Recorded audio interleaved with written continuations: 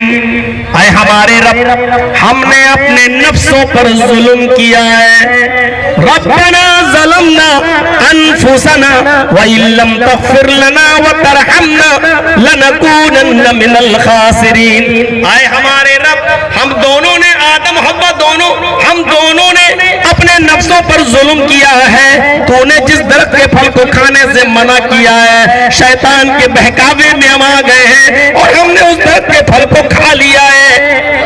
व इल्लम तग़फिर लना, अगर तूने हमारी मग़फ़िरत न फरमाई, व तरहमना, और हमारे ऊपर तूने रहम न किया, लनकूनन्ना मिनल खासिरीन, तो हम नुकसान उठाने वालों में से हो जाएंगे, हम खसारा उठाने वालों में से हो जाएंगे। देखिए, नबियों पर परेशानी आई, नबी किसका दरवाजा खटखटा रहे हैं? अल्लाह का। आइए नूह अलैहिस्सलातु वस्सलाम की जिंदगी पर नजर डालिए। नूह अलैहिस्सलातु वस्सलाम ने किसको पुकारा? जमीन से पानी आया, आसमान से भी पानी आया। नूह अलैहिस्सलाम अपनी कौम के लिए बद्दुआ दे चुके हैं, रब्बी ला तज़र अलल अर्ज़ि मिनल काफ़िरीन दय्यारा। आय अल्लाह, मेरी कौम अब ईमान नहीं लाएगी। आय अल्लाह, मेरी कौम में किसी काफिर और फासिक और फाजिर के घर को भी बाकी मत छोड़ना। आय अल्लाह, सबको तू तबाह बर्बाद कर दे। रब्बी ला तज़र अलल अर्ज़ि मिनल काफ़िरीन, आय अल्लाह, सारे काफिरों को छोड़ना मत। आय अल्लाह, इनको हलाक और बर्बाद कर दे। अगर एक को भी तूने बाकी छोड़ दिया तो फासिक और फाजिर औलाद ही पैदा होगी। लेकिन हालत ये कि नूह अलैहिस्सलातु वस्सलाम का बेटा खुद पहाड़ के ऊपर चढ़ गया। नूह अलैहिस्सलाम ने देखा कि पानी बढ़ता जा रहा है, तो अपने बेटे से कहने लगे, आए मेरे बेटे, मेरी कश्ती में आ जा। आए मेरे बेटे, ईमान लिया। आए मेरे बेटे, अल्लाह को अपना माबूद मान ले, ला इलाहा इल्लल्लाह का इकरार कर ले, सर अल्लाह के सामने झुकाने वाला बना ले अपने आप को, और आजा मेरी कश्ती में। कहने लगा, बिल्कुल नहीं, नहीं आ सकता मैं आपकी कश्ती में। हम पहाड़ पे चढ़ जाएंगे, देखे पहाड़ तक पानी कैसे आता है। वो पहाड़ पे चढ़ गया। औलाद की मोहब्बत अच्छे अच्छों को गाफिल कर देती है। औलाद की मोहब्बत अच्छे अच्छों का ईमान भी खराब कर देती है। नूह अलैहिस्सलाम ने देखा पानी पहाड़ तक चढ़ गया और आज मेरा बेटा बचेगा नहीं, तो नूह अलैहिस्सलाम ने अल्लाह को पुकारा, फरमाया, आय अल्लाह, ये मेरा बेटा है। अल्लाह, ये मेरा बेटा है। पानी ऊपर तक चढ़ जाएगा, डूब के मर जाएगा। अल्लाह, मेरे बेटे को बचा ले। हाँ, नूह अलैहिस्सलाम ने किसको पुकारा? अल्लाह को। लेकिन अल्लाह ने जवाब क्या दिया? अल्लाह ने जवाब क्या दिया? इन्नहु लैसा मिन अहलिक। आए नूह, आज बेटा कह दिया। आइंदा अगर अपनी औलाद को कभी बेटा कहकर पुकारा तो नबूवत छीन लूंगा। ये तुम्हारा बेटा है, तुम्हारी बात नहीं मानता, मेरी तौहीद का इकरार नहीं करता, तुम्हारे अहलो अयाल से नहीं है, नहीं सुनूंगा तुम्हारी। आज तुम्हारे बेटे को मरना है। और नूह अलैहिस्सलातु वस्सलाम की औलाद, नूह का बेटा नूह अलैहिस्सलाम की आंखों के सामने डूब के मर गया। मेरे भाइयों, बताना सिर्फ इतना था, बताने का मकसद सिर्फ यह है कि मुसीबत आई बेटे पर तो नूह ने किसको पुकारा? अल्लाह को। लेकिन अल्लाह ने भी नूह की नहीं सुनी। कोई जरूरी नहीं कि अल्लाह नबी की भी सुन ले, कोई जरूरी नहीं। अल्लाह के ऊपर किसी का प्रेशर बन नहीं सकता, अल्लाह के ऊपर कोई दबाव कोई बना नहीं सकता। कितना भी अकीदा रख लो, हम जिसके मुरीद हैं, भाग दौड़ के ही हमें अल्लाह के अजाब से बचा लेगा। अल्लाह के ऊपर किसी का प्रेशर नहीं बनता, अल्लाह किसी के दबाव में नहीं आता। अल्लाह अपनी मर्जी का मालिक, अल्लाह के ऊपर कोई दबाव नहीं डाल सकता है, कोई प्रेशर। शिफात करेंगे अल्लाह के रसूल, लेकिन कब? जब अल्लाह इजाजत देगा। वला यशफउ इंदहु इल्ला बिइज़्निही, अल्लाह के सामने कोई सिफारिश करने की भी हिम्मत नहीं करेगा कयामत के दिन मगर जिसको अल्लाह इजाजत दे। अल्लाह के रसूल भी सिफारिश करना चाहेंगे तो नहीं कर पाएंगे, लेकिन जब अल्लाह इजाजत देगा तब अल्लाह के रसूल सिफारिश कराएंगे। अल्लाह ने इजाजत दी, ठीक है, तब अल्लाह के नबी कहेंगे अल्लाह इनको बख्श दे इनको। तो अल्लाह की मर्जी, अल्लाह जितने लोगों को चाहेगा उतनों को बख्श देगा, सबको बख्श दे ये मुमकिन नहीं। वो चाहे तो बख्श सकता है सबको, लेकिन जरूरी नहीं कि वो सबको बख्शे।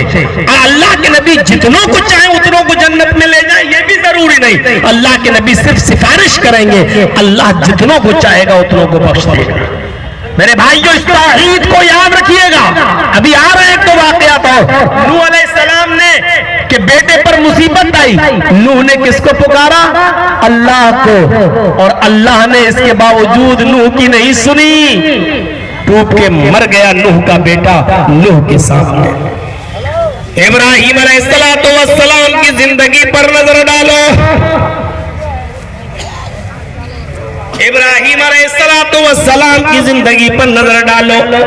नमरूद के सामने खड़े और हुज्जत हो रही है, बहस हो रही है। अलम तरा इलल्लज़ी हाज्ज, गौर करो, है क्या नक्शा खींचा कुरान में। इब्राहीम, क्या उसको नहीं देखा जो आपसे बहस कर रहा था अल्लाह के सिलसिले में? नमरूद, और नमरूद कौन है? कौन है? पूरी दुनिया पर हुकूमत करने वाला। दो काफिर पूरी दुनिया पर हुकूमत किए हैं, दो मुसलमानों ने भी पूरी दुनिया पर हुकूमत की है। पूरी दुनिया पर एक सुलेमान अलैहिस्सलाम ने और एक जुल्करनैन, ये दो निकले हैं मुसलमानों में जिन्होंने पूरी दुनिया पर हुकूमत की है, और दो काफिर भी थे जिन्होंने पूरी दुनिया पर हुकूमत की है। एक नमरूद और एक बख्त नसर। एक का नाम है बख्त नसर। ये दो काफिर भी हैं जिन्होंने पूरी दुनिया पर हुकूमत की है। इब्राहीम अलैहिस्सलाम किसके सामने खड़े हैं? नमरूद के सामने। अब जरा हस्ती देखिए, नमरूद कौन है? पूरी दुनिया का बादशाह। अरे कोई गांव का सरपंच नहीं है नमरूद, किसी गांव का सरपंच नहीं, मुखिया नहीं, एमएलए नहीं, एमपी नहीं, डीएम नहीं, मजिस्ट्रेट नहीं, चीफ मिनिस्टर भी नहीं, और किसी मुल्क का बादशाह भी नहीं, बल्कि पूरी दुनिया पर हुकूमत करने वाला कौन? नमरूद। और इब्राहीम अलैहिस्सलाम उसके सामने। देख रहे हैं, तौहीद इंसान के अंदर ये बहादुरी और ये जुर्रत पैदा कर देती है। इब्राहीम अलैहिस्सलाम उससे कह रहे हैं, नमरूद उनके सामने। इब्राहीम अलैहिस्सलाम ने नमरूद से कहा, रब्बी अल्लज़ी युही व युमीत, मेरा रब तो वो है जो जिंदगी देता है और मौत देता है। मेरा रब तो वो है जो जिंदगी देता और मौत देता है। तो नमरूद ने इसके जवाब में क्या कहा? अना ओही व उमीद, मैं भी तो जिंदगी देता हूं और मैं भी तो मौत देता हूं। इब्राहीम अलैहिस्सलाम ने कहा, कैसे? मोटी अकल थी। उसने क्या किया? जिसको फांसी की, कत्ल की सजा थी, जेल में जो बंद था, जिसको 2-4 दिन में कत्ल किया जाना था, उसने उस सजा याफ्ता को निकाला कैद खाने से और छोड़ दिया। कहा देखो, जिसको मौत की सजा थी मैंने उसको छोड़ दिया, और एक बेकसूर, एक बेगुनाह आदमी को लाया, पकड़ा और उसको कत्ल कर दिया। और इब्राहीम से कहा देखो, मैंने एक आदमी को कत्ल कर दिया, मैं भी जिसको चाहूं मार सकता हूं और जिसको चाहूं जिंदगी दे सकता हूं। अना उही व उमीद, मैं भी जिंदगी देता हूं और मैं भी मौत देता हूं। इब्राहीम अलैहिस्सलाम समझ गए इसकी मोटी खोपड़ी है, यह ऐसे नहीं समझेगा। तो फौरन इब्राहीम अलैहिस्सलाम ने फौरन क्या कहा? नहीं, आए नमरूद, मेरा रब वो है, मेरा अल्लाह अल्लाह तो वो है जो मशरिक से सूरज को निकालता है, पूरब से सूरज को निकालता है और पश्चिम में डुबोता है, मगरिब में डुबोता है। अगर तू अपने आप को रब कहता है, तू अपने आप को खुदा कहता है, तू अपने आप को अल्लाह कहलवाता है, तू अपने आप को मालिकुल मुल्क समझता है, तो इसका उल्टा करके दिखा। मेरा रब वो है जो सूरज को मशरिक से निकालता है और मगरिब में डुबोता है। तू मगरिब से निकाल कर मशरिक में डुबो दे, मैं तुझे खुदा मान लूंगा। फबुहितल्लज़ी कफर, इतना कहना था कि उस नमरूद की आंखें फटी की फटी रह गई। इब्राहिम ने हमसे किस चीज का मुतालबा कर लिया? याद रखिए, इब्राहिम अलैहिस्सलाम किसी गांव के सरपंच, किसी गांव के मुखिया का मुकाबला नहीं कर रहे हैं, बल्कि अकेले तने तना पूरी दुनिया के बादशाह के सामने खड़े होकर उसको ललकार रहे हैं। ये तौहीद की ताकत होती है, ये तौहीद हिम्मत पैदा करती है। आप अपने बाप के सामने तौहीद जिंदा नहीं कर सकते हो, आप अपनी बीवी के साथ तौहीद जिंदा नहीं कर सकते हो, आप अपने घर में तौहीद का ऐलान नहीं कर सकते हो। हमें ये चीज पसंद तो आ रही है, लेकिन अगर आज मैंने एक अल्लाह की से मांगना शुरू कर दिया तो हमारी बहन की शादी कैसे होगी, हमारे बच्चों की शादी कैसे होगी, हमारे गांव के लोग हमें पंचायत से बाहर कर देंगे। अगर हमने मजहब बदल दिया, मसलक बदल दिया, एक अल्लाह की इबादत करने वाले और एक अल्लाह से मांगने वाले अगर बन गए तो हमारी बेटी और हमारी बहनों की शादियों का क्या होगा? आज इस शर्म की वजह से हम सही चीज कबूल नहीं कर पाते हैं। इब्राहिम अलैहिस्सलाम किसी मामूली आदमी का मुकाबला नहीं कर रहे हैं, बल्कि पूरी दुनिया के बादशाह के सामने अकेले खड़े हैं। नमरूद ने आग की तैयारी की और आग में डाला जा रहा है इब्राहिम अलैहिस्सलाम को, चरखी डाल दी गई, झूले पे लटका दिया गया, आग में डाला जा रहा है। इब्राहिम अलैहिस्सलाम को जब आग में डाला जा रहा है, ये मुसीबत इब्राहिम अलैहिस्सलाम के ऊपर आती है। इस मुसीबत में भी इब्राहिम अलैहिस्सलाम अल्लाह को पुकारते हैं। इस मुसीबत में भी इब्राहिम अलैहिस्सलाम अल्लाह को पुकारते हैं। कुल्ला या नारू कूनी बरदन व सलामन अला इब्राहिम। इब्राहिम अलैहिस्सलाम ने दुआ की, अल्लाह ये नमरूद मुझे आग में डाल रहा है, अगर मैं सच्चा हूं, अगर मैं बरहक हूं, तेरे राह में अगर मैं सही तौर पर लड़ रहा हूं तो अल्लाह तू मेरी हिफाजत फरमा। ऊपर से हुक्म होता है, आए आग तू ठंडी हो जा मेरे बंदे इब्राहिम पर। किसको पुकारा? अल्लाह। इब्राहिम अल्लाह को पुकार रहे हैं,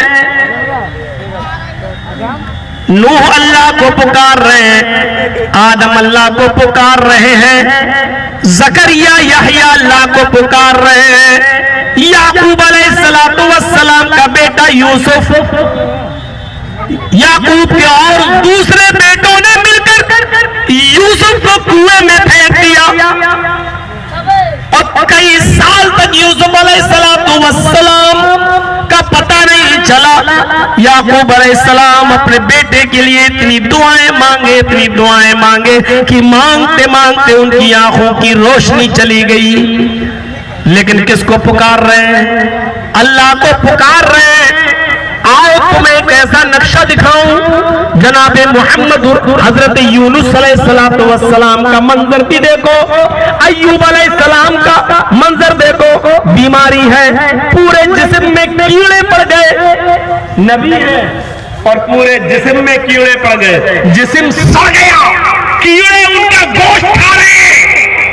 अरे आप लोगों के भाई फोड़ा हो जाता है, कभी जख्म हो जाता है और जख्म के कीड़े पैदा हो जाते हैं। आजकल तो मेडिकल साइंस बहुत तरक्की कर चुकी है, डिटॉल वगैरह से साफ कर लिया गया। आजकल तो कीड़ों को मारने की दवाएं, एंटीबायोटिक दवाएं भी आ गई हैं। अय्यूब अलैहिस्सलाम के पूरे जिस्म में कीड़े, इस बीमारी से शिफा यादी की दुआ। अल्लाह ओफो, नबी है, परेशानी आ रही है, नबी अपनी परेशानी दूर नहीं कर पा रहा है, अल्लाह को पुकार रहा है। अय्यूब अलैहिस्सलाम भी अपनी परेशानी के लिए अल्लाह को पुकार रहे हैं। यूनुस अलैहिस्सलाम समंदर का सफर रहे हैं। अल्लाह ने हुक्म नहीं दिया था, अल्लाह ने कहा था बस्ती छोड़ के मत जाओ, नहीं इस बस्ती के लोग ईमान नहीं ला रहे, दूसरी बस्ती में जाके तबलीग करेंगे, लेकिन दूसरी बस्ती में। अल्लाह ने कहा नहीं इसी बस्ती में रहो, नहीं माने। यूनुस अलैहिस्सलाम दूसरी बस्ती में जाने के लिए समंदर का सफर कर रहे हैं, कश्ती हिचकोले लेने लगी, आंधी आ गई, तूफान आ गया।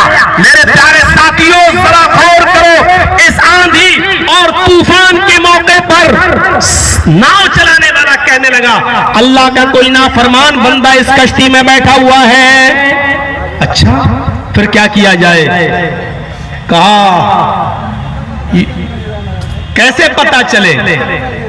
कहा जो अल्लाह की नाफरमानी करके आया है उसको चाहिए कि वो इस समंदर में कूद जाए ताकि पूरी की पूरी कश्ती में और लोग न मारे जाएं। कौन बताए कि मैं नाफरमानी करके आ रहा हूं?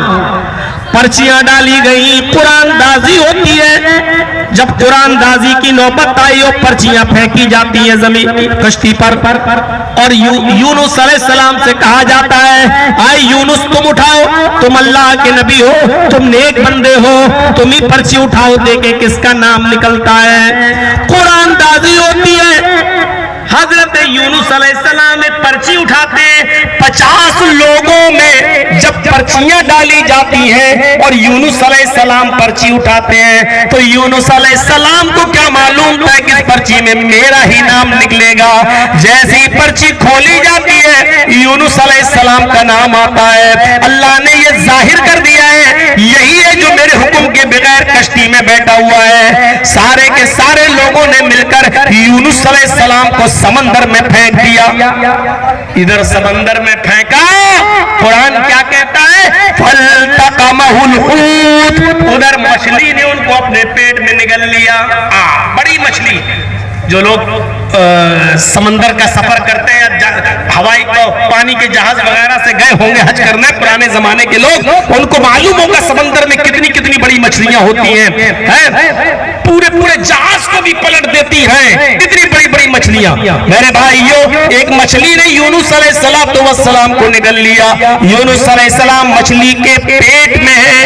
3 दिन 3 रात यूनुस मछली के पेट में रहे। यूनुस अलैहिस्सलाम के ऊपर मुसीबत आई।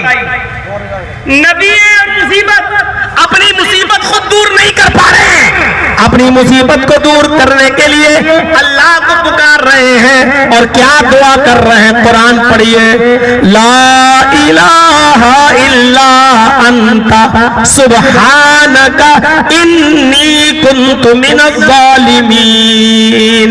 ला इलाहा इल्ला, नहीं है कोई माबूद सिवाय तेरे, सुब्हानका तेरी जात पाक है, इन्नी कुन्तु मिनज़ ज़ालिमीन, बेशक मैं ही जालिमों में से हूँ। यानी तेरी नाफरमानी की है ऐ अल्लाह, मैंने तेरा हुक्म नहीं माना, बेशक मैं ही जालिमों में से हूँ। ये दुआ पड़ी तब अल्लाह ताला ने उनको मछली के पेट से निकाला और मछली ने उनको खुशकी में जाकर अपने अपने पेट से बाहर निकाल कर उगल दिया। तो मेरे भाइयों गौर करो और गौर करो मेरे प्यारे साथियों, यूनुस पर मुसीबत आई तो यूनुस ने किसको पुकारा? ये तौहीद का मिशन है। खैर आज इस जयनगर के अंदर जितने भी लोग मौजूद हैं इस पैगाम को सुने। इतने बड़े बड़े नबी, इतने बड़े बड़े पैगंबर मुसीबतें खुद दूर नहीं कर पा रहे हैं, अल्लाह से शिकायत कर रहे हैं और अल्लाह इनकी मुसीबतों को दूर कर रहा है। नबियों की जिंदगी ये बतला रही है कि पैगंबरों ने भी अल्लाह ही को पुकारा। आइए जरा मोहम्मद रसूलुल्लाह के बारे में भी सुन लीजिए, अल्लाह के नबी ने किसको पुकारा, नबी की जिंदगी क्या कहती है, आप अंदाजा लगाइए। नमाजें पढ़ लीजिए, सजदों पे सजदे कर लीजिए, जितनी चाहो इबादतें कर लो, अगर तौहीद नहीं है, शिर्क पर अमल है हमारा और आपका, तो ला इन अशरकता ला यहबतन्ना अमलुक, अगर शिर्क करोगे तो तुम्हारे भी अमल बेकार हो जाएंगे। अल्लाह ने अपने नबी मोहम्मद रसूलुल्लाह से भी फरमा दिया लाइन अशरकत लयहबतन्ना अमलुक। आए मोहम्मद सल्लल्लाहु अलैहि वसल्लम, अगर आपने भी शिर्क किया तो आपके अमल भी बेकार हो जाएंगे। तौहीद और शिर्क एक साथ नहीं चल सकती है। मस्जिद में जाओ और कहो इहदिनस सिरातल मुस्तकीम सिरातल लज़ीना अनअमता अलैहिम, आय अल्लाह तू हमको सीधा रास्ता दिखा। और फिर किसी चौखट पे जाके कहो कि बाबा तेरे दर पे आया हूं, झोला झोली भर के जाऊंगा। ये दोनों चीजें एक साथ जमा नहीं हो सकती है। अल्लाह को पुकारो तो इसका इनकार करो। अल्लाह ही को पुकारा जाएगा और अल्लाह ही से मांगा जाएगा। आपको बताऊं, अरे सुनिए, जंगे बद्र का मंजर मालूम है? जंगे बद्र का, आइए जरा सुन लीजिए हमसे भी। कितने सहाबा थे? 313। और काफिरों का लश्कर कितना था? 1000 से ज्यादा। आइए वो नक्शा दिखाने जा रहा हूं आपको कि दंग रह जाए। 313 सहाबा और काफिर कितने? 1000 से ज्यादा। हर एक के मुकाबले में 3 से ज्यादा। कहां 313 और कहां 1000 से ज्यादा। और इन 1000 लोगों के पास तीर भी है, तलवार भी है, जीन भी है और घोड़े भी हैं।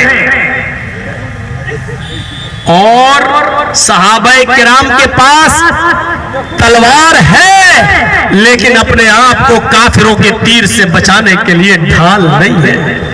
घोड़ा है तो जीन नहीं है, तीर है तो छोड़ने के लिए कमान नहीं है। मंजर देख रहे हैं आप, लेकिन इसके बावजूद लड़ने के लिए तैयार है। अल्लाह के रसूल ने इन 1000 काफिरों को देखा, मोहम्मद रसूलुल्लाह ने इन 1000 काफिरों को देखा और 313 निहत्थे मुसलमानों की तरफ नजर डाली। अब सुनिए, 313 निहत्थे मुसलमानों की तरफ नजर डाली तो आंखों में आंसू आ गए और सजदे में गिर गए। नोट करिए, अल्लाह के नबी सल्लल्लाहु अलैहि वसल्लम सजदे में गिर गए और अल्लाह को पुकार कर ये दुआ मांगी, अल्लाह से ये दुआ की। किसको पुकार रहे हैं? अल्लाह को। कौन? मोहम्मद रसूलुल्लाह सल्लल्लाहु अलैहि वसल्लम। और दुआ के अल्फाज क्या हैं? अल्लाहुम्मा ला तुहलिक हाज़िहिल असाबा इन तहलिक हाज़िल असाबा लम तुबद बअदल यौमि क़त्तु। इन दुआओं पर, इस दुआ पर जरा गौर करो। अल्लाहुम्मा ला तुहलिक हाज़िल असाबा, ऐ अल्लाह इस मुट्ठी भर जमात को हलाक न करना। ऐ अल्लाह ये 313 मुसलमान सहाबा, इनको तू बर्बाद मत कर देना, इनको तू हलाक मत कर देना। ये नियतें हैं, इनके पास लड़ने के लिए हथियार नहीं है, तीर है तो छोड़ने के लिए कमान नहीं, तलवार है तो बचाने के लिए ढाल नहीं, घोड़ा है तो जीन नहीं। ऐ अल्लाह ये हथियार से लैस नहीं है, निहत्थे सहाबा है। ऐ अल्लाह ये तेरे नबी के उम्मती है, यही मुट्ठी भर जमात है। ऐ अल्लाह यही मेरी 13 साल मक्के की जिंदगी में यही 313 मुसलमान हुए। ऐ अल्लाह अगर आज ये मुट्ठी भर जमात हलाक हो गई, इन तहलीक हाज़िल असाबा लन तुबद बअदल यौमि क़त्तु। ऐ अल्लाह अगर आज ये मिट गए, अगर आज ये खत्म हो गए, अगर आज ये दुनिया से खत्म हो गए तो लन तुबद बअदल यौमि क़त्तु, तो आज के बाद कभी कोई तेरा नाम लेने वाला ना होगा, अल्लाह अल्लाह कहने वाला ना होगा, अल्लाह तेरी इबादत करने वाला कोई नहीं होगा। अल्लाह के रसूल दुआ मांग रहे हैं और किससे? अल्लाह से। क्या कह रहे हैं? अगर आज ये मुट्ठी भर जमात, ये 313 अगर हलाक हो गए तो इस रूए जमीन पर कभी तेरा नाम लेने वाला कोई नहीं होगा। पीछे से अबू बकर सिद्दीक ने हाथ से इशारा किया, सजदे में है अल्लाह के नबी, ऐसे इशारा किया पीठ पर, अल्लाह के नबी ने सजदे से सर उठाया।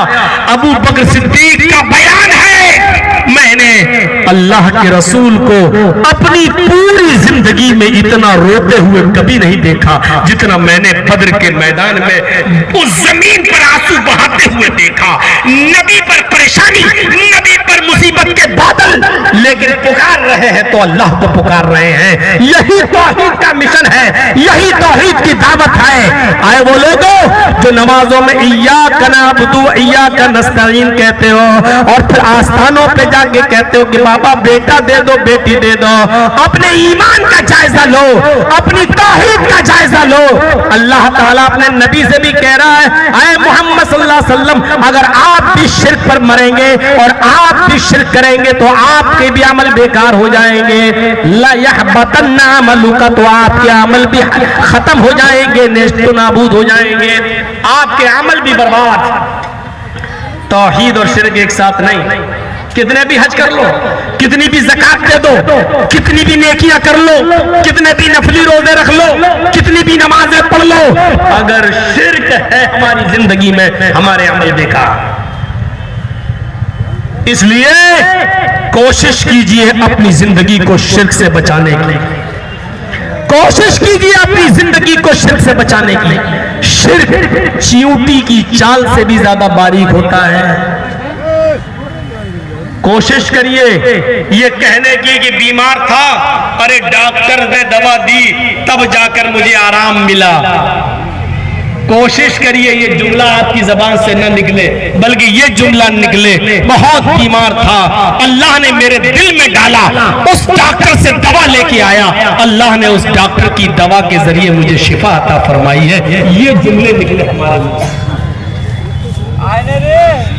अरे घर में कुत्ता ना होता तो चोरी हो जाती। ये जुमला ना निकले, ये जुमला निकले कि अल्लाह ने इस कुत्ते के जरिए मेरे घर की चोरी बचवा दी। शिर्क चींटी की चाल से ज्यादा बारीक है। फला डॉक्टर ने मेरी जिंदगी बचा ली।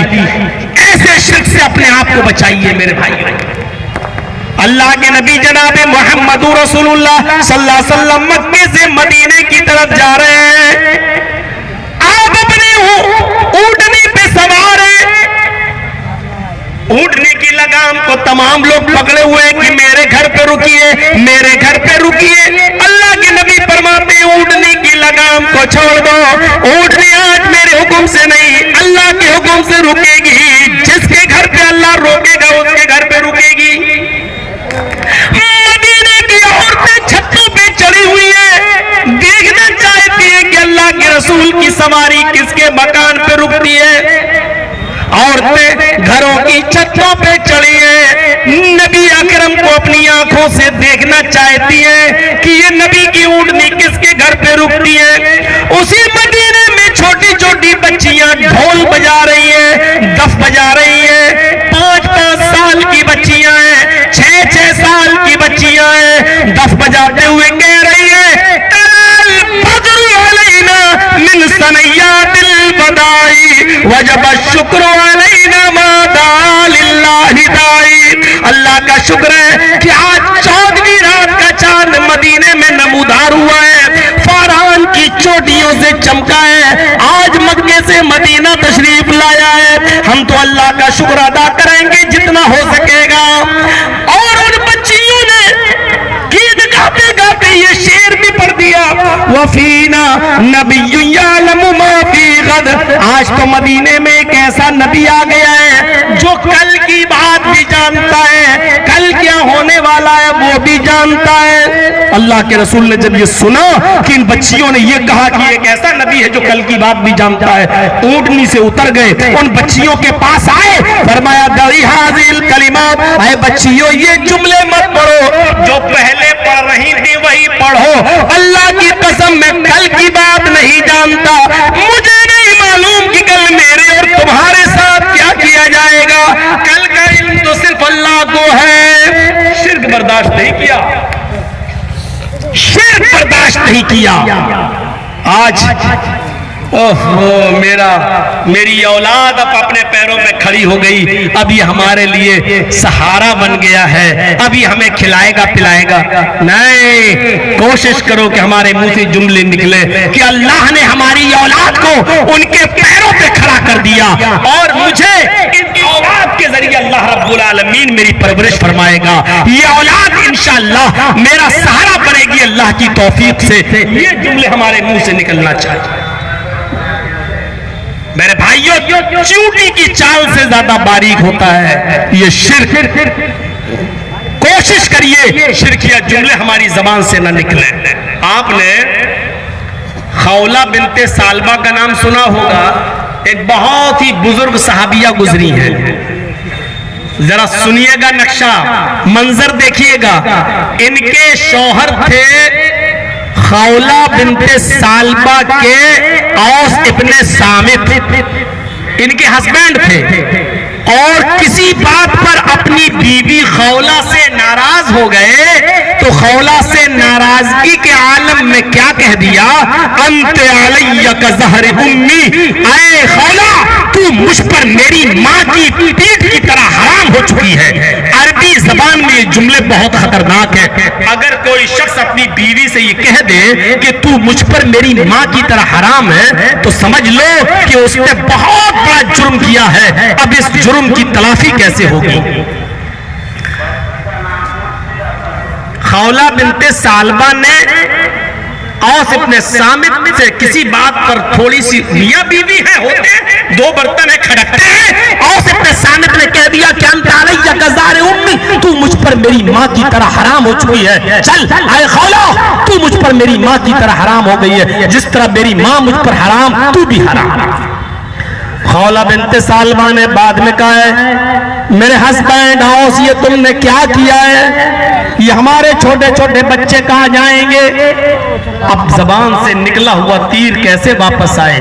उस जमाने में ये था कि जो शख्स अपनी बीवी को अपनी माँ की तरह हराम कर ले तो अब उससे मिल नहीं सकता था, बल्कि माँ की तरह उसको खिदमत करना पड़ती थी अपनी बीवी की, क्योंकि अब वो माँ, अब वो बीवी नहीं रही।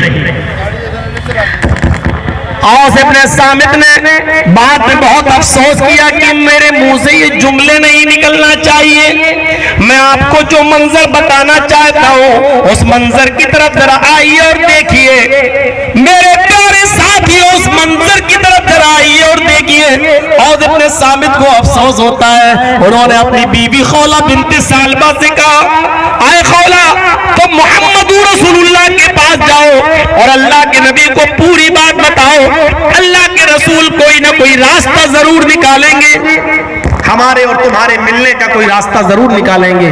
खौला बिनते सालबा अपनी शिकायत लेकर मोहम्मद रसूलुल्लाह के पास आती है और कहती है, ऐ अल्लाह के रसूल, मेरे शौहर ने मुझसे जिहार कर लिया, मेरे शौहर ने मुझे अपनी माँ की तरह हमको हराम कर लिया। ऐ अल्लाह के नबी, मेरे छोटे छोटे बच्चों को प्यार तो मैं दे सकती हूँ, लेकिन खिलाने पिलाने की जिम्मेदारी और कमाने की जिम्मेदारी तो मर्द की होती है। ऐ अल्लाह के नबी, मेरे और मेरे शौहर के दरमियान कोई रास्ता निकालिए। अल्लाह के नबी ने फरमाया, है खौला, तेरे लिए मेरे पास भी कोई रास्ता नहीं है। देखिए, नबी की भी चौखट बंद हो गई है। अल्लाह के रसूल ने फरमाया, है खौला, तेरे लिए मेरे पास भी कोई रास्ता नहीं है। अब तू अपने शौहर से अलग रहेगी, तू अपने शौहर के लिए हराम हो चुकी है। अल्लाह के नबी, मेरे शौहर ने मुझे तलाक तो नहीं दी, सिर्फ माँ की तरह हराम कर लिया, सिर्फ बोल दिया गुस्से में आकर, आप तो नबी है, कोई रास्ता निकाल सकते हैं। फरमाया, खौला, अब मेरे पास भी कोई रास्ता नहीं। मुस्नद अहमद इब्ने हंबल की रिवायत के मुताबिक खौला ने इतनी जिद की कि अल्लाह के रसूल कोई रास्ता निकालिए कि अल्लाह के नबी सल्लल्लाहु अलैहि वसल्लम ने खौला को दरवाजे के बाहर कर दिया। अरे खौला, जिद मत करो, मेरे पास तुम्हारे लिए कोई रास्ता नहीं, जाओ, अब तुम अपने शौहर के लिए हराम हो चुकी हो। खौला मोहम्मद रसूलुल्लाह के दरवाजे से बाहर आती है, नबी की चौखट को छोड़ती है, नबी के दरवाजे को छोड़ देती है, घर से बाहर निकलती है। अब जो चीज दिखाना चाहता हूं, जरा इधर देखिएगा, जयनगर वालों बड़े गौर से सुनते हो तुम, सुनिएगा मंजर। नबी की चौखट बंद, अल्लाह के रसूल ने दरवाजा बंद कर लिया अपना, खौला बाहर। खौला ने मोहम्मद रसूलुल्लाह के दरवाजे की चौखट को देखा, उसी दरवाजे से लगी हुई मस्जिद नबी की चौखट को भी देखा। उसने फौरन पुकार के कहा, आए मोहम्मद इब्ने अब्दुल्लाह, मोहम्मद रसूलुल्लाह, आपका दरवाजा बंद हो गया तो क्या हुआ, आपका दरवाजा बंद हुआ तो क्या हुआ, रब की चौखट तो खुली है, रब का दरवाजा तो खुला है। लोग किसकी चौखटों पे जाते हैं आज? औलाद की फरमाइश करने, बिगड़े हुए काम बनाने के लिए। और यहां तो जिंदा है मोहम्मद रसूलुल्लाह। खौला बिनते सालबा के लिए दरवाजा बंद, और खौला ने क्या कहा, अल्लाह के रसूल आपकी चौखट बंद हो गई तो क्या हुआ, रब की चौखट तो खुली है। वो मस्जिद नबवी के अंदर दाखिल होती है, अंदर जाती है, उस कुएं के पानी को खींचती है। उसने वुजू बनाया, वहीं पर 2 रकात नफिल नमाज पढ़ी, और 2 रकात नमाज पढ़ने के बाद रफा यदैहि इलस्समा, उसने अपने हाथों को आसमान की तरफ उठा दिया। अरे दुआ मांगने के तरीके भी सीख लो। बहस आज तक करते हो, इमाम के पीछे दुआ हो जाती कि नहीं हो जाती है? मस्जिद का इमाम दुआ करे, हम उसके पीछे दुआ कर ले तो क्या हर्ज है? मस्जिद का इमाम दुआ अगर नहीं करता है तो कुछ लोग मस्जिद के इमाम को भगाते हैं मस्जिद से, जाओ तुम्हें तमीज नहीं आती है, तुम दुआ नहीं मांगते हो। अरे दुआ मांगने के उसूल और ज़ाब्तों को भी सीखो कि दुआ कैसे मांगी जाती है। खौला बिनते सालबा ने वुजू बनाया, 2 रकात नफिल नमाज पढ़ी, रफा यदैहि इलस्समा, अपने दोनों हाथों को आसमान की तरफ उठा दिया, और अपने रब को पुकार कर दुआ करने लगी। आय अल्लाह, मेरे और मेरे शौहर के दरमियान कोई रास्ता निकाल। आय अल्लाह, तेरे नबी की चौखट भी बंद हो चुकी है। आय अल्लाह, तेरे नबी का दरवाजा भी बंद हो चुका है। आय अल्लाह, तेरे नबी का दरवाजा भी बंद, तेरे नबी की चौखट भी बंद हो चुकी है। आय अल्लाह, मेरे शौहर ने मुझे अपनी माँ की तरह हराम कर लिया है, मेरे छोटे छोटे बच्चे हैं। आय अल्लाह, अगर तूने मेरी दुआ न सुनी, तूने मेरी फरियाद न सुनी तो मैं कहां जाऊंगी? अर्श वाले ने खौला बिनते सालबा की दुआ को सुन लिया, अर्श वाले ने खौला बिनते सालबा की दुआ को कबूल कर लिया। सुनिए मेरे साथियों, अभी खौला बिनते सालबा के हाथ नीचे नहीं हुए थे, अभी उसने दुआ खत्म नहीं की थी कि अल्लाह ताला ने जिब्राइल अलैहिस्सलाम को भेज दिया। जिब्राइल इस दुनिया में आते हैं और मोहम्मद रसूलुल्लाह सल्लल्लाहु अलैहि वसल्लम पर कुरान की आयतें नाजिल फरमाते हैं। अल्लाह ताला ने कुरान की आयतों के साथ जिब्राइल अमीन को भेजा। क़द समिअ अल्लाहु क़ौलल लती तुजादिलुका फी ज़ौजिहा व तश्तकी इलल्लाह। क़द समिअ अल्लाहु क़ौलल लती तुजादिलुका, ऐ मोहम्मद सल्लल्लाहु अलैहि वसल्लम, अल्लाह ने उस औरत की गुफ्तगू को सुन लिया, अल्लाह ने उस औरत की बात को सुन लिया। क़द समिअ अल्लाहु क़ौलल लती तुजादिलुका, जो आपसे बहस कर रही थी, क़ौलल लती तुजादिलुका, जो आपसे बहस कर रही थी, आपसे तकरार कर रही थी कि मेरे और तेरे शौहर के दरमियान रास्ता निकालो, आपकी चौखट बंद हो गई। वह तश्तकी इलल्लाह, तो वो अल्लाह से भी फरियाद कर रही है, अल्लाह को भी पुकार रही। जाओ, उस एक औरत की दुआ अल्लाह रब्बुल आलमीन ने सुन ली, और उस एक औरत की दुआ से अल्लाह ने पूरी दुनिया की तमाम औरतों के लिए मसला बदल दिया, उसका हल निकाल दिया। आयत मोहम्मद सल्लल्लाहु अलैहि वसल्लम, उस औरत को बुलाइए और उसको बता दीजिए कि अल्लाह रब्बुल आलमीन ने तेरा हल निकाल दिया है, और हल ये है कि जो लोग अपनी बीवियों को अपने ऊपर अपनी माँ की तरह हराम कर लें, अगर वो चाहते हैं कि मैं अपनी बीवी को अपनी बीवी बनाऊं तो एक गुलाम आजाद करें, एक गुलाम आजाद कर देंगे, उनकी बीवी हो जाएगी। और अगर गुलाम आजाद करने की ताकत नहीं है तो 60 रोजे रखें। 60 रोजे जैसे ही रख लेंगे पे दर पे कंटिन्यू लगातार, बीच में कोई नागा नहीं होना चाहिए। बीमार हो जाए तो अलग बात है, कोई शरई उज्र हो तो अलग बात है, लेकिन अगर बीमार नहीं है, शरई उज्र नहीं है तो कंटिन्यू लगातार 60 रोजे। और 60 रोजे जैसे ही खत्म होंगे तुम उसको अपनी बीवी बना सकते हो। और 60 रोजे रखने की भी ताकत नहीं है तो 60 मिस्कीनों को, फकीरों को खाना खिलाओ, अपनी बीवी बना लो। मेरे भाई इससे पहले नहीं, लेकिन रास्ता तो निकाला। पहले तो रास्ता ही नहीं था, हराम हो गई तो हो गई, अपने आप मां की तरह हराम कर लिया तो कर लिया। अब वो बीवी बनी नहीं सकती थी, लेकिन अल्लाह ने इस औरत की दुआ को सुना। यही वो औरत है, एक मर्तबा एक पुल के ऊपर लाठी टेक कर खड़ी थी, हजरत उमर फारूक का घोड़ा आ रहा था। इस औरत ने इशारा किया, उमर रुक। हजरत उमर रुक गए। खौला बिन्त सालबा ने उंगली के इशारे से कहा, उमर घोड़े से उतर। हजरत उमर घोड़े से उतरे। इस औरत ने उनके कान में कुछ कहा, हजरत उमर ने उसकी ख्वाहिशों को फौरन पूरा किया। सहाबा ताना देने लगे, अमीरुल मोमिनीन, इतने बड़े खलीफा होकर, इतने बड़े अमीरुल मोमिनीन होकर एक मामूली औरत ने आपको टोका और आप रुक गए। उसने घोड़े से उतारा, आप उतर गए और आपने अपना कान उस औरत के मुंह से लगाकर उसकी गुफ्तगू को सुन लिया। अरे उसको दरबारे खिलाफत में भी बुला सकते थे, उसको अपने पास भी बुला, आओ, ये भी कह सकते थे, चलो आओ, तुम्हें कोई काम है तो मेरे दरबार में आना। आपने उसकी आवाज को सुना, उतर गए अपने घोड़े से और उसके पास चले गए। हजरत उमर ने रोते हुए फरमाया, आए मेरे साथियों, ये कोई मामूली औरत नहीं है, ये वो औरत है। जब इसने पुकारना शुरू किया तो 7वें आसमान पर बैठा हुआ अर्श के ऊपर लगी हुई कुर्सी पर बैठा हुआ अल्लाह तबारक व तआला भी इस औरत की फरियाद को, इसकी दुआ को रद्द न कर सका। इस औरत की दुआ को 7वें आसमान पर अर्श वाले ने भी इसकी दुआ को कबूल किया था और मोहम्मद रसूलुल्लाह के पास जिब्राइल को भेजकर रास्ता बता दिया था कि इस औरत के लिए हमने रास्ता बना दिया है। इस औरत की गुफ्तगू को जब अर्श वाले ने नहीं टाला है तो उमर की क्या मजाल जो उसकी गुफ्तगू को न सुने, फिर उमर की क्या मजाल जो उसकी गुफ्तगू को छोड़ दे।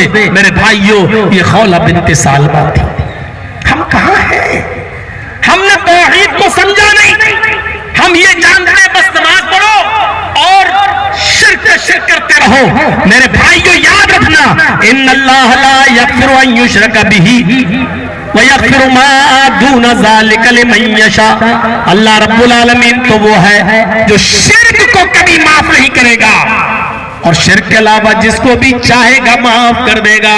इसलिए कोशिश करिए कि जब मौत आए तो इस हाल में आए कि हम अल्लाह के साथ किसी को शरीक न करते हो, क्योंकि अल्लाह के नबी ने फरमाया, वमन माता ला युशरिकु बिल्लाहि शैआ, जो इस हाल में मरा कि वो अल्लाह के साथ किसी को शरीक नहीं करता था तो वो जन्नत में जाएगा।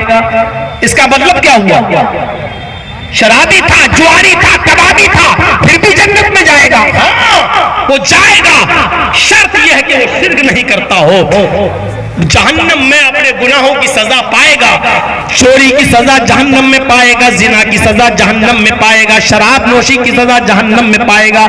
लेकिन चूंकि वो तौहीद पे मरा, शिर्क नहीं करता था, इसलिए सजा पाने के बाद फिर निकाला जाएगा और जन्नत में दाखिल किया जाएगा। लेकिन वो जन्नत में जाएगा। लेकिन अगर कोई आदमी 5 वक्त का नमाजी, तहज्जुद गुजार, रोजों पे रोजे भी रखता, हज भी किया, लेकिन शिर्क भी करता है तो वो कभी भी जहन्नम से नहीं निकाला जाएगा। जहन्नम से कभी भी नहीं निकाला जाएगा। मेरे भाइयों याद रखिए, हर फर्ज नमाज के बाद आप इस दुआ को अपना वजीफा बनाइए। फर्ज नमाज जब भी पढ़िए तो ये दुआ भी पढ़ा करिए फर्ज नमाज के बाद, अल्लाहुम्मा ला मानिअ लिमा आतैता वला मुअती लिमा मनाता वला यनफउ ज़ल जद्दि मिनकल जद्द। जानते हो कितनी बड़ी तौहीद है? अल्लाहुम्मा ला मानिअ लिमा आतैता, ऐ अल्लाह तू अगर किसी को कोई चीज देना चाहे तो सारी कायनात मिलकर छीनना चाहे तो नहीं छीन सकती है। वला मुअती लिमा मनात, और अगर किसी से कोई चीज छीन ले तो सारी कायनात उसको देना चाहे तो नहीं दे सकती है। इस जिंदगी और मौत का मालिक कौन है? मेरे भाइयों ये मत समझो ये तो एक बहाना है हॉस्पिटल, ये एक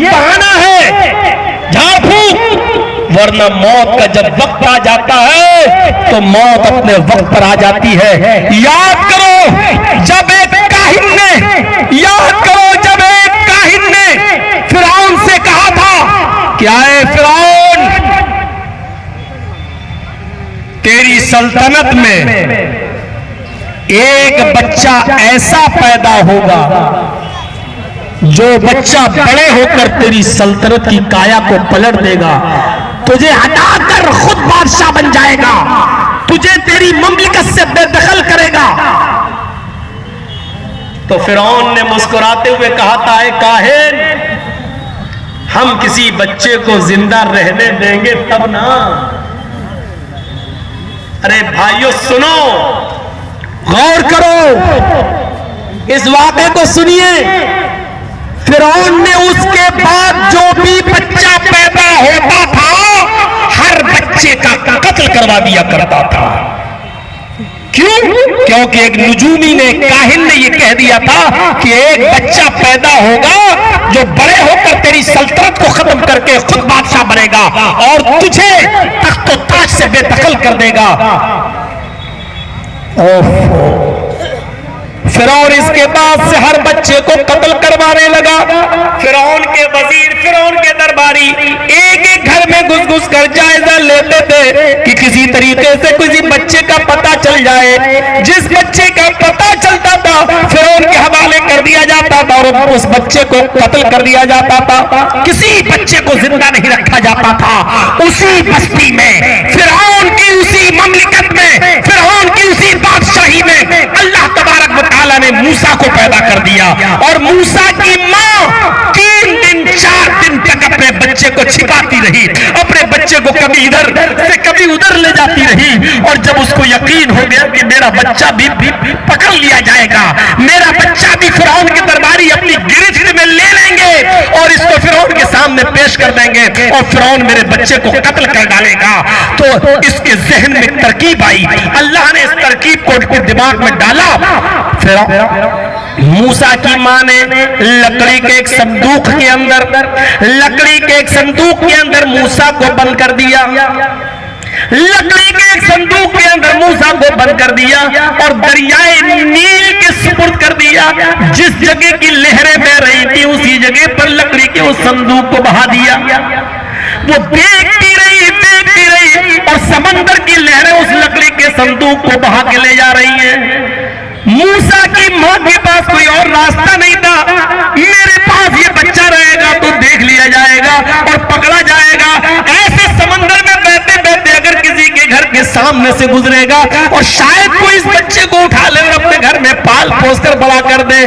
फिर मूसा की मां ने संदूक में मूसा को बंद करके लकड़ी के और समंदर के हवाले कर दिया। और देखिए अल्लाह की कुदरत, वो दरियाए नील में बहता बहता, चूंकि फिरौन का महल भी वही था जो दरियाए नील से लगा हुआ था।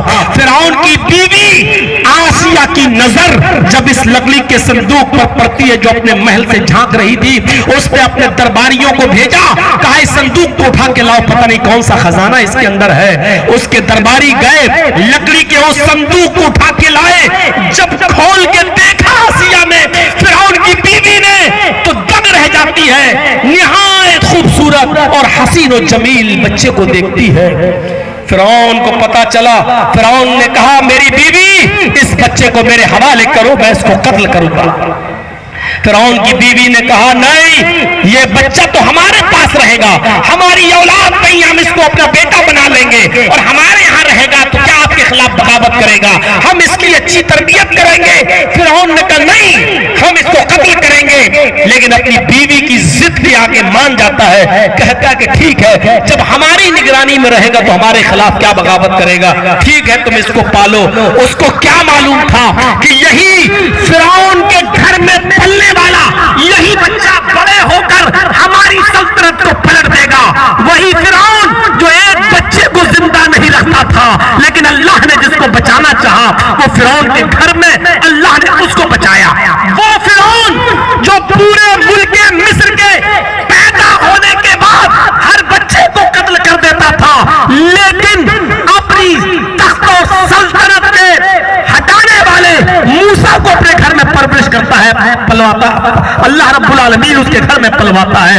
ये है कुदरत का निजाम। मेरे भाइयों, कौन बदल सकता है कुदरत के इस निजाम को? कौन चेंजिंग कर सकता है कुदरत के इस निजाम की? मेरे भाइयों, जब अल्लाह ने बचाना चाहा मूसा को, तो देख लीजिए वो फिरौन जो हर बच्चे को कत्ल कर देता था, लेकिन मूसा को नहीं मार पाया। क्यों? क्योंकि अल्लाह को बचाना था। और जिसको मारना चाहे तो कोई नहीं बचा सकता। सन 1957 का एक वाकया मुझे याद आता है। उस वक्त एक ट्रेन चलती थी जो कोयले वाली हुआ करती थी, और गोरखपुर से वो ट्रेन गोंडा के लिए आती थी। जो लोग छोटी लाइन से वाकिफ है वो जानते होंगे, गोरखपुर से चलते हुए नौगढ़, फिर बढ़नी के बाद एक स्टेशन आई कौवापुर से ये लोकल ट्रेन चली, और बलरामपुर आने से पहले एक राप्ती नदी पड़ती है। राप्ती नदी को क्रॉस करने के बाद जैसे ही क्रॉस किया, बलरामपुर स्टेशन के आने से पहले ट्रेन का ड्राइवर क्या देखता है कि एक नौजवान लड़की पटरी पर दौड़ती हुई चली आ रही है, खुदकुशी करना चाहती है, मरने के इरादे से आ रही है। ट्रेन के ड्राइवर, जिसका नाम मोहम्मद कासिम था, ये सन 1957 की बात है, 1957 की, उसने ब्रेक लगाए, पूरी ताकत के साथ उसने ब्रेक लगाए। ब्रेक लगाने के बाद देखता है कि ट्रेन रुक गई। वो जल्दी से ट्रेन से उतरता है। उतरने के बाद देखता है कि लड़की पटरी पर पड़ी हुई है, लेटी हुई है, और ट्रेन और लड़की के दरमियान 2 बालिश्त का फासला है। 2 बालिश्त का फासला है। उसने ठंडी सांस ली कि ट्रेन का पहिया इस लड़की के ऊपर नहीं चला, लड़की बच गई। उसने कहा मेरी मेहनत कामयाब हो गई। उसने ब्रेक लगाए लड़की को बचाने के लिए, और जब उतर के देखता कि 2 बारिश का फासला है, उसने लड़की को उठाना चाहा, उठो, लेकिन लड़की बेहिस पड़ी हुई है। उसने टटोला, लड़की बेहिस पड़ी हुई है। उसने हाथ रख के देखा, धड़कनें बंद, उसकी रूह निकल चुकी है। वो ट्रेन के आने से पहले ही हार्ट अटैक से मर चुकी है, हरकतें सब उसकी बंद हो चुकी है, वो मर चुकी है। मोहम्मद कासिम ने बयान दिया रोते हुए, क्या कहता है कि मेरी जिंदगी को 20 साल हो गए ट्रेन चलाते हुए। 20 साल की पूरी जिंदगी में मेरे सामने ये पहला हादसा हुआ। मैंने पूरी जिंदगी में ट्रेन चलाने की लाइफ में मैंने सबसे जोरदार ब्रेक आज लगाए, और मैंने पूरी कोशिश की कि ट्रेन को रोक कर इस लड़की को बचा लूं, लेकिन मैंने ट्रेन रोक दी। रोकने में भी कामयाब हो गया, लड़की के ऊपर ट्रेन का पहिया भी नहीं चढ़ा, मैं उसमें भी कामयाब हो गया, लेकिन अब ऊपर वाले ही ने इस लड़की की जिंदगी में मौत लिख दी थी, तो मैं क्या कर सकता हूं? यानी मेरी कोशिश के बावजूद भी लड़की नहीं बच सकी है। अगर मारने ही पे अल्लाह रब्बुल आलमीन आ जाए तो फिर दुनिया की कोई ताकत बचा नहीं सकती है। दोनों मिसालें दे दी। फिरौन